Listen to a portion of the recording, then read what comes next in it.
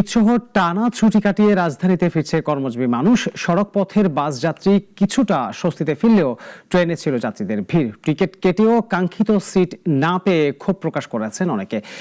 ইমরান শেখের রিপোর্টে বিস্তারিত। লম্বা ছুটি শেষে আবার কর্মব্যস্ত রাজধানীতে ফিরতে শুরু করেছেন কর্মজীবী মানুষ। দেশের বিভিন্ন স্থান থেকে কমলাপুর রেলওয়ে স্টেশনে আসা প্রায় সব ট্রেনেই ছিল যাত্রীদের ভিড়।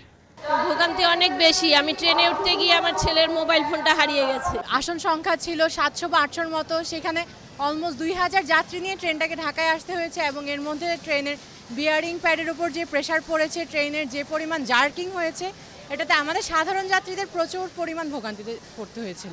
আমরা পীরগঞ্জ ঠাকুরগাঁ থেকে রওনা দিয়েছি, প্রায় 14 ঘন্টা গাড়িতে ছিলাম। কোনো পুলিশ নাই, কোনো প্রশাসন নাই, কোনো টিটি নাই, কেউ কারো দেখে না। ওয়াশরুমে যাওয়ার মতো কোনো উপায় নাই। ভিড় ভোগান্তি থাকলেও শেষ পর্যন্ত নিরাপদে ফিরে আসতে পারায় সন্তোষ জানান যাত্রীরা। অনেকেই পরিবারকে রেখে কাজের জন্য ঢাকায় ফিরেছে।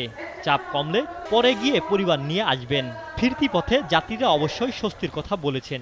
মহাখালী টার্মিনালে নামা যাত্রীরা বলেন, সড়ক মোটামুটি ফাঁকাই ছিল।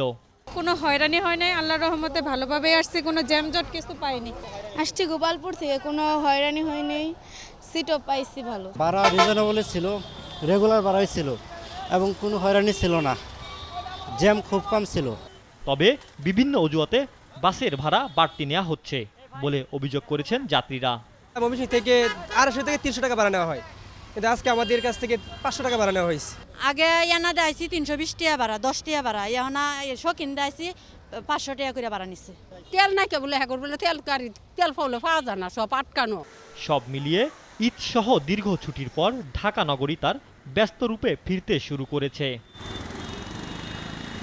প্রিয়জনের সঙ্গে ঈদের আনন্দ ভাগাভাগি করে রাজধানীতে ফিরতে শুরু করেছেন কর্মজীবী মানুষ। তবে এবারের ঈদ যাত্রায় চরম ভোগান্তিতে পড়ে ক্ষোভ প্রকাশ করেছেন তারা।